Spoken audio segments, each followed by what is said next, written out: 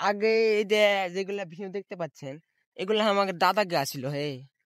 তো হঠাৎ একদিনকে ব্যাংকের থেকে কিস্তিতে 20,000 টাকা তুলে, তো আমার দাদা সে টাকার মানে শোধ করা পারেনি ভাই।